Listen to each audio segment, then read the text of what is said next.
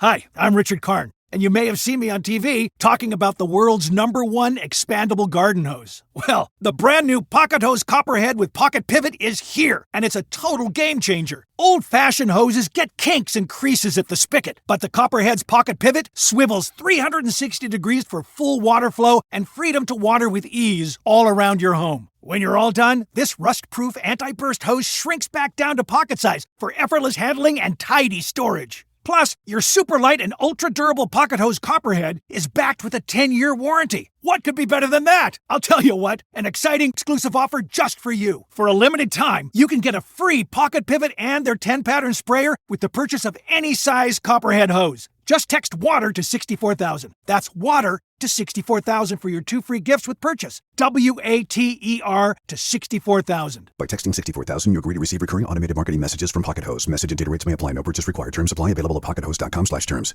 You just realized your business needed to hire someone yesterday. How can you find amazing candidates fast? Easy. Just use Indeed. Stop struggling to get your job post seen on other job sites. With Indeed sponsored jobs, your post jumps to the top of the page for your relevant candidates, so you can reach the people you want faster. According to Indeed data, sponsored jobs posted directly on Indeed have 45% more applications than non-sponsored jobs. Don't wait any longer. Speed up your hiring right now with Indeed. And listeners of this show will get a $75 sponsored job credit to get your jobs more visibility at Indeed.com/kidsandfamily. Just go to Indeed.com/kidsandfamily right now and support our show by saying you heard about Indeed on this podcast. Terms and conditions apply. Hiring? Indeed is all you need.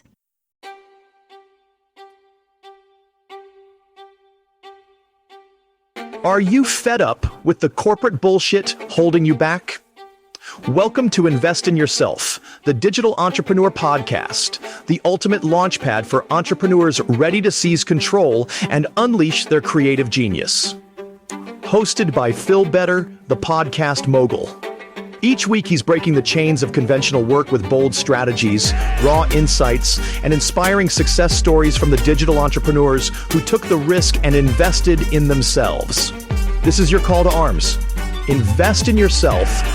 Break free from someone else's rules and build the empire you deserve. Now let's dive headfirst into today's explosive episode. Welcome back to another exciting episode of Invest in Yourself, the Digital Entrepreneur Podcast. I am, of course, your host, Phil Bitter, the Podcast Mogul, and today's guest is someone who is taking adventure to a whole new level. She's the mastermind behind unforgettable experiences, blending travel and personal growth in ways that leave a lasting impact on all who attend. As the founder of Wandering Roots, she's created life-changing retreats for women across the globe, empowering them through exploration and connection. But that's not all. She's also a mentor to entrepreneurs, helping them design and host their own highly profitable retreats. So get ready for an episode packed with inspiration and insight, because today we are thrilled to welcome the incredible Anna. Anna, welcome to the show. Thank you. Thank you for having me. I am very excited to have you. I don't know a lot about retreats, other than, going on a vacation and, enjoying the treats of the vacation. So I'm very happy to have you here to learn all about what you've done and what you're doing. So thank you so much for being here. But as usual, the first question is why? Why did you decide to shell off the 9-to-5 corporate world and go into the craziness that is entrepreneurship? Sure. I'll give you the Cliff's Notes. It's a long story. I had a 13-year stint in molecular diagnostics. And in my last job in that field, I was given the opportunity to be an entrepreneur without any financial risk. So I was the first employee. I built the lab, I hired the staff, I bought the equipment, managed the inventory, all of that. And it honestly planted a seed that I wasn't super aware of yet. But then about 6 months into it, I had to have neck surgery. I was in 2 bad car accidents as a kid. And I was in a neck brace for 4 months and I couldn't drive. The first pause in my life. I was 28. I felt my, you know, not that I was going to die, but I just felt that like my own mortality for the first time. Like that was just something that happened to old people. And then all of a sudden I was like, oh shit, no, this is it. You get one chance at this. And I'm pretty miserable. I'm not jazzed at all about my career, even though I had attained wildly more success than I ever thought possible. And honestly, that just kind of, I sat in a sort of fear paralysis for a while of like, what do I do now? I mean, I've worked so hard to get here. And so anyways, I sort of found yoga to deal with chronic pain. They sort of undersell you the surgery of that. It's not the solution. You have to live with new hardware and figure that out. So that sucks. But anyway, so I just did that to sort of manage my pain and not have to be one of those pain clinic patients. And then I just started doing things that terrified me. Like I just said yes to anything that intrigued me but terrified me, that was just outside of my comfort zone. And eventually I tried to quit, and I was going to pivot and take more of a role in like a sales sort of background. I thought, I was still thinking narrow. I was like, okay, I'll stay in the same field, but I'll do something different, and I won't be so bored and whatever. But my company gave me $40,000 to stay, a raise, which was more than my honestly, my first job out of college. I was like in the early 2000s. So I was like, oh God. So I went to my husband like a coward, and I said, if I stay, I think the thing we should do with this money is you should go off on your own in landscaping. He had been doing it for almost 20 years, still loved it. And I just thought if he was going to work that many hours, he should work for himself and we could figure it out. So I did all of like, you know, the things you don't think of about running a business, like website, socials, logo, things like bookkeeping, whatever. And all those fun activities. Oh yeah, the things that take up most of your time, right? Yeah. But anyways, he had a lot of success in the first year. Then next year, I was just sitting at I was at lunch with a friend, and I said, you know, I want to host a retreat. I think that I had just taken yoga teacher training, and I had never been in a situation where I was there with so many strangers that were just like showing up just as who they were, not who they were trying to be, and everybody's accepting them. And I had been traveling a fair amount, and I thought I could combine that type of like a vibe with travel and host my own. So I did it. I did my first one in August of 2018. And then I side hustled the business for 2 years, and then I left. I love it. Just you're like, okay, I've got this. My husband's taken care of. His business is kicking ass and taking names. Yeah. I've done some retreating every once in a while for the last 2 years. I'm ready to go full board. Yeah. I mean, I'm a numbers nerd, so I was just shoving money savings and watching all of that and like sort of trying to be calculated. But I quit October 2019, and then next year, 2020, I had to cancel all of my events. So I'm like, awesome. Thank you so much. Yeah. So yeah, 2020 was a very interesting year for a lot of entrepreneurs and non-entrepreneurs. Yeah. I mean, if anything, I was firm in that I didn't want to go back. I got asked so many times to come back and help set up COVID testing and my previous, and I was like, no, I don't want to. I will figure this out. I'm not interested in going backwards. This is a test, and I will not fail it. It's one of those tests that the universe is like, are you really ready for I know. change to bring you? I love how your first attempt, the universe is like, we're going to test you. And you're like, I'm going to stay. Yeah. It's a big test. It's a one that I may not be able to pass, but I love how you took it and you're like, okay, we can use this for my husband. Like if I can't go on, at least my husband can take it to the next level and can have that freedom that we're looking for. With doing your first retreat, a big theme is in entrepreneurs not knowing how hard it is when you first jump into this world. And I can only imagine like talking with just regular entrepreneurs about a regular business, like, oh, I have to help them, do social media. You're planning to move people away from their comfort zone into a whole new area and have to deal with strangers. With strangers on top of it, dealing with the logistics of, making sure everything's going great for the retreat. Plus, you don't know what's going to go wrong, so you don't have those plans. What was it like? What was going through your head when you're like, I'm going to plan this retreat, and then you start planning it, and then you have to like pull the trigger and have the event? And like, I can't imagine the amount of thoughts that were going through your head. Yeah. What was going through your head? Like, how much doubt did you have? Did you have doubt? Like, so much doubt. I had no idea what I was doing. And I mean, most people don't the first time they try something. You just gotta, beginners are beginners, right? I mean, I probably learned the most in the first 2 I ever hosted. It's not that I don't learn something in every single one I host, but the most. The majority of the lessons came in the first 2, mostly of what not to do. It's a lot of work.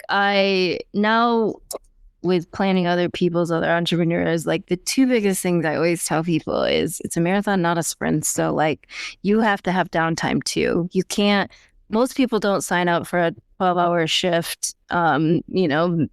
People that work in the hospital do that 3 days a week, and then that's it. They don't do it for an entire week straight. And so don't jam pack your itinerary. You have to rest as well, and you don't want your guests to be exhausted. But also like hire help. Don't do it by yourself. It's a terrible idea. It's like an overnight event. Nobody would host a wedding by themselves, So that's one day. So yeah, that I also like dealing with weather is tricky because we do so many things outside. So even now, even though I think I've done 22 now, I still lay awake at night sometimes like, oh God, what are we going to do tomorrow if it rains, So it's rain is rain, and we're all pretty flexible, but it doesn't mean that I don't kind of want a plan B. So I love that. Yeah. With planning retreats, and they often rely on, the creative, personal, transformational experiences. You've scaled the wandering roots. How have you maintained intimacy and connection in larger, more frequent retreats? How do you keep those, like, just like that intimate feeling of smaller ones? Group size. It can be a longer offering, but I never bring more than, I'm usually within the 10 to 12. I think the most I've ever had is 18, but that was a long weekend and I had way more staff there. It was more of like an interactive workshop-y type of thing. So 12. You keep it, you just yeah. keeping that FOMO going so people are fear of missing out too. That's yeah. But it's easier. It's like herding cats sometimes, truly. Like I always say the hardest part is just getting everybody in the damn car. But it's just, I don't know. It is a lot of work, but it is very fulfilling too. People really connect. You watch strangers become best friends almost like right away. It's like everybody comes super nervous that they're not going to make any friends or they're not going to know anybody. And then by the first dinner, it's so loud and everybody's hanging out and all of those like nerves and icebreakers and weird things are out of the way. And it's really fun. It's like the first day of school again. Yeah, it really is. It's that feeling. I kind of have it too. I'm like, oh God, sometimes we get a lot of repeats now, but we still get new people. And so I'm always a little bit nervous. I like that. Means you're still on the right path and you're still got... Yeah. Same thing with me. When I've done over 600 interviews and I still get nervous just before the interview because I'm like, what happens if the guest doesn't show up? Yeah. Like my questions, they just give me one answer, like one word answers. There's no conversation. Like I want to make sure that everything goes great. With that, what has been kind of like one of the biggest lessons you've learned from some of the mistakes that you've done? Or that have happened, or kind of like like, I don't want to say mistakes like you purposely did the error, but it was like it was a mistake because no one thought that this would happen, type thing. That's what I mean by mistake. Good question. I mean, we always have travel delays. People lose their luggage. So I'm pretty much getting used to handling. And we usually now always run somewhere that has a washer and dryer in case somebody does not have their stuff in 2 days. At least we can wash it. In the beginning, I don't like to do anything small. And in the beginning, I just was like, went from lab manager to no audience at all. And I was like, I'm going to host international at my second one. And I got 2 people to sign up. So it's hard to build an audience from scratch. It's not impossible. It just takes time. There's an added layer when you're spending the night with your clients. You have to also convince them that it's valuable, but you're not a serial killer. So it's a little bit of a larger ask, right? I promise you won't die on the Halloween weekend. And also I'm not weird. Yes. So, anyways, I think I was really surprised at how long it took to build an audience. And then I'm sure you've encountered this, but they always tell you in any kind of sales course to have a small offer and kind of nurture them and like earn their trust and stuff. And I never had a small offer. I started doing like a long weekend locally because that was where most of my audience was coming in the beginning. And but I was hosting 5 to 7 days within the second, third year. So international too. So it's a big ask. And also, so yeah, I guess the thing that surprised me is just how much, probably, I don't want to say wise. I don't have any regrets of the way I did it. But I do think that it would have been a better idea for anyone starting new, especially if this is a brand new business, to start a little bit smaller. Maybe do local, shorter days for a few years. Good idea. Instead of going, we're going to do a full international retreat right out the gate. Yeah. Out of all the events that you've heard, all these not events you've heard, events that you've hosted, the retreats that you've done, has there been one that kind of like sticks out as maybe having the most impactful lesson to you doing this, or one that just like it just stands out because it was like the craziest things happened at all times? Like it was just like everything that could go wrong went wrong, or everything that could go right went right, and it was just like superbly amazing. Superbly amazing. I would say that always the failures stick out more than the successes. Human, but so 2. One, my second one, I hosted in Banff National Park in Canada, and we got hit by a massive blizzard fairly early. And so lots of people's flights got canceled, not rescheduled. One of my chef and then another guest lost their luggage for 48 hours. I got a speeding ticket on the way to pick up my photographer from the airport because I was so distracted.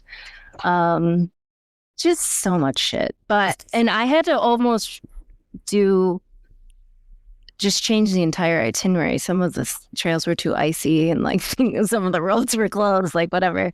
And then when I hosted it in Sicily, it was fall 2021.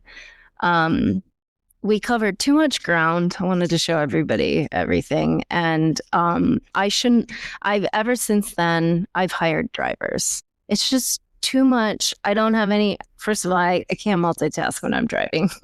So I can't interact with the guests at all. Like they could be talking to me, but I'm not hearing anything. I'm just trying to figure out where the hell I'm going. And then it's just,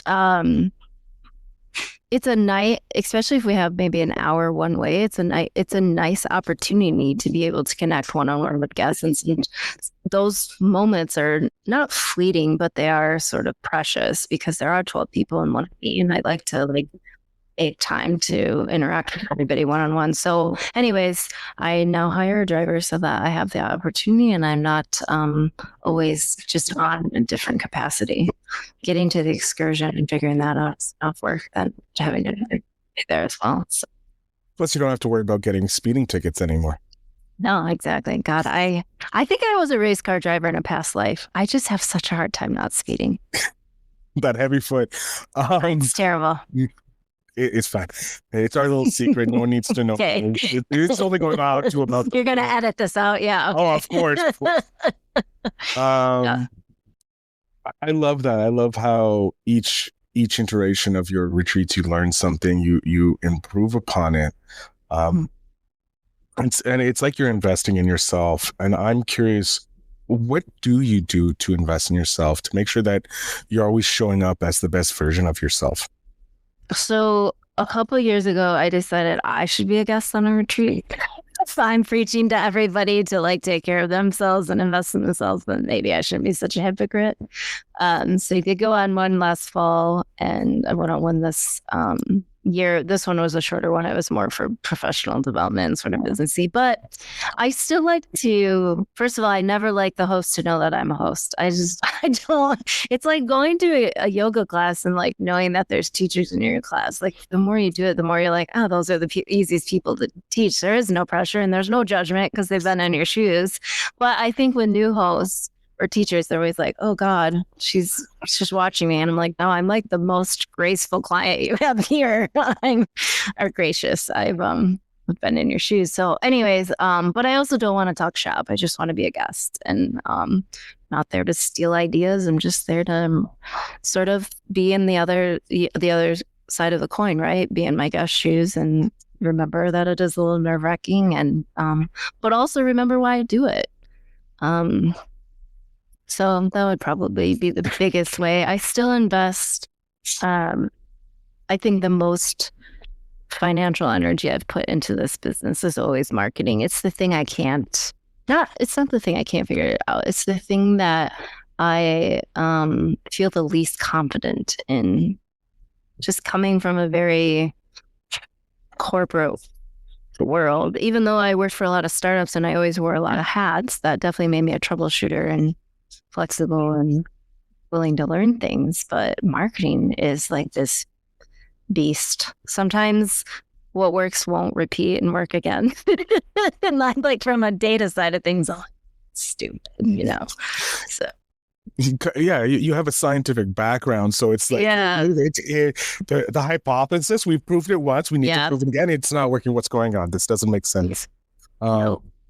That's interesting. It just doesn't work. It doesn't compute. Yeah. Math isn't mathing. Where do you see yourself in 10 years from now? Because this you've been doing it for quite some time now. You've had the success. I'm pretty sure you're hitting the levels of success that you thought you would. But I'm wondering, where do you want to go? Like, what's next for Anna and the retreats? Yeah, so I am definitely shifting a little more into helping other people plan and host theirs, because it's a lot more flexible on time-wise and being gone and all of those things. I'm hoping to like reclaim travel for just vacation again for me, instead of taking your hobby and your passion and making it your career. But I'm also the person that like feels that I will reinvent myself entirely almost every 7 to 10 years. I have a lot of interest, and I don't want to say I get bored easily, but I think the more you grow and change as a human, why wouldn't your career grow and evolve and change as well? That seems silly. So I don't know. I'm pretty tapped into my gut, and if it doesn't feel right, I'm not going to do it. And if it does, I'm just going to give it a try and see where it leads me. I think the older you get, the more you know that you're always being nudged somewhere that you had no clue was coming down the pipes for you. So I don't know, just being open to it and trying not to control everything is sort of the space I'm living in now. I like that. It's a very Zen-like mentality. Speed demon. Yeah. Yeah, for a speed demon, it's very Zen, very sloth-like. It's very weird. Yeah. Just remind me of that Zootopia scene. Yes. With the sloth driving the fast car. How do you build the trust? Because you're asking people, like you said, like, oh yeah, you're asking people to fly to a remote location, maybe not fully remote location, remote for them. Pretty remote. Trusting. The beautiful places are never by the airport. So No, we travel. they're never closed and comfortable. Yeah. No, there's a long, uncomfortable journey usually Yeah. to get to this comfort. But how do you convince them, like, to put their trust in not only you, but that the other people coming aren't also serial killers? Yes. Or they're not being led to, like, you know, the Hostel films. Right. And have their own films. Like, how did you build that trust, and how do you continue to build that trust? So, when I first started, in the very first retreat, my girlfriend is a professional portrait photographer, and she was helping me make my sales page, and she's like, I'm just going to come. And I was like, I think that would be a great idea. I'm totally terrified. Like, it'd be nice to have you.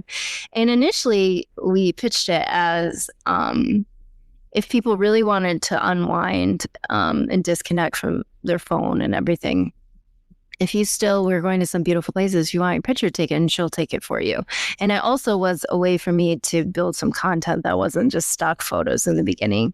And then it really turned into, we now do these flying dress things that we saw on the internet and people really get into and whatever. And women really connect over it and bond over it. But I just was like, I'm going to show up authentically. That's how it feels good to me. And when I would get on Instagram or do stories, or we would share anything from a retreat, we just shared everything. We shared how sometimes I'm the sous chef and Evan needs a hand in the kitchen, or how we handle food allergies. That's like a big one and a scary thing for people. We talked about everything. I would get on in the morning and be like, okay, well, we have lightning. Usually we will hike in the rain, but today we have a major storm. So instead we're going to whatever. And I just I wanted to be the approachable brand right from the beginning. I didn't want everybody to think that retreats were only like green juice and yoga 800 times a day. We really practice I believe that wellness looks different for everybody and it looks different for you day to day. And so I just wanted people to come and choose their own adventure, choose in the moment what felt the best to them. If they didn't want to do yoga the entire week, I don't care. That doesn't matter to me at all. If you'd rather take a nap and skip an excursion, awesome. We'll make sure we have some food for you if you're gonna miss a meal or something. I don't know. People come for the host. That was really hard for me to get in the beginning because that seems a little bit scary and like a little too much, but they want to come spend time with you. So I tried to just be who exactly I am on a retreat online. I also started blogging a lot and I just shared very vulnerable things, and that connected me, I guess, on a deeper level to most strangers on the internet, just getting out there and sharing things. So I wrote a lot about my just recovery after having surgery. I wrote a lot about burning my life down and starting over. And so get a lot of people that are sort of in transitional phases. I think that connected with most of the clients we get. Love how you used your vulnerability to build that trust, saying, hey, I'm willing to be this uber vulnerable person online so the world can see. And you can trust me that I'm not going to kill you if you come to my retreat. I did joke about that a lot. I just like, promise we're not serious. Because I also we all have a great sense of humor, me, Abby, and Elise, and we're very laid back. So we would joke like that too. I get that feeling that you have a very zen-like relaxed sensation when you work together, just from this interview, and that it's probably a lot of fun on the retreats, and there's a lot of laugh. I'm guessing there's 90% laughing because of the inside jokes that you guys have. I'm curious, was there an aha moment at one of the retreats that you had that just kind of like stick out, going, this is why I do this, or the particular moment changed something indefinitely in your life? Like it was like, oh my God, this is a new way of doing something. New way of doing something. I'll think on that. A lot of the ladies will give me very heartfelt thank yous and hugs at the end and thank me for doing it and telling me how they've never been taken care of that much like ever in their life in that way, or how they, I never really felt seen in that in a different capacity in that way. Or a lot of people have a really transformational experience in front of the camera in a gown and things like that. That's always, because I'm usually pretty tired by the end of the week, and then I'm like, okay, I'll do another one. Fine. But doing things differently, I send feedback forms, and I almost immediately when they get home, and I always tell them I'm more interested in the things that we could improve on, because I am not a guest as many times as we have guests, and I can't read anyone's mind, and everybody's different. And I've learned a lot from those. I really, really appreciate constructive feedback. So people usually give it to you. Yeah. Yeah. When you generally ask, they're very kind in saying how they can help you get better. Was there one piece of feedback that really did change how you run your retreats? I think in Ireland, just a couple of years ago, a lot of people said they felt like they were in the car too much. And I was like, okay, that is the permission I need to do half-day excursions and only one full day or something like that. I really changed how I structured the itinerary. After that, it was like a permission to be like, you don't have to give them everything. They want to explore more of the area, they can come back by themselves. It's okay. It's also not ever the primary reason that they're there. It's like nice to be in a beautiful location, and we always stay at very beautiful homes, but and it adds to the vibe for sure, but it's never the primary reason that somebody's there. So I love that. We are coming to the end of the episode, which I hate, because you are a fantastic, and I'm pretty sure you can tell us about a dozen other crazy adventures that you've had on your excursions. We need Jen for that, though. Oh, that's my kidding. Then I'll get Jen on the next episode so we can explore those juicy details. But with that said, I have your 10-year-old self right beside me. She's an amazing person. She's full of energy in life. And I'm wondering what advice you would love to be able to hand back to your 10-year-old self. I always still tell myself, keep going and believe in yourself. I really think the difference between the people that do and the people that don't are just the ones that keep showing up and keep trying. Just keep going. You're learning a lot of lessons. If it doesn't feel great, it will. It's the highest highs, the lowest lows. Just keep going. I love it. Anna, I'm going to go off stage here. I want you to let my audience know where they can connect with you, how they can connect with you, and if they're interested in checking out maybe a future retreat. So the floor is yours. My website is your wanderingroots.com. You can connect with me there. You can send me an email or book a consult. Some people like to chat in person to verify that I'm not a serial killer. And we have only a couple of spots left to Iceland. The Italian Dolomites sold out immediately, and we still have spots for Belize. Those are the only two chances to retreat with us, but they're both amazing, and we'd love to have you. And if you're an entrepreneur that wants to plan a retreat, you can also find all the info there. And I'm on Instagram at Your Wandering Roots. I'm terrible about being on it unless I'm on retreat, but just keep an eye out. I love that. Anna, I want to thank you so much. I'm possibly going to be looking into some of your retreats. I like that Iceland and Belize idea. Thank you. Sounds very relaxing and very beautiful. So, and maybe get to see the Northern Lights as well. Yeah, Iceland, which would be amazing. But I want to thank you so much for spending some time with us today and all the stories you shared with us. It was a pleasure having you. Thank you for having me. It was lovely chatting with you. To my audience, make sure you check out the show notes down below to connect with Anna and see maybe if we'll see each other on a retreat one day. Remember that you have the control to make your life as amazing as you want. So remember to always invest in yourself. Thanks for joining us on Invest in Yourself, the Digital Entrepreneur Podcast. The Podcast Mogul reminds you that your journey to freedom and success starts with one powerful move: investing in yourself. If today's episode sparked your fire, hit that follow button on Spotify and drop us a comment. Share your wins, your challenges, and what drives you to break free from the corporate grind. Remember, you're your best investment. Always invest in yourself because your potential is limitless. Until next time, keep hustling and take control of your destiny.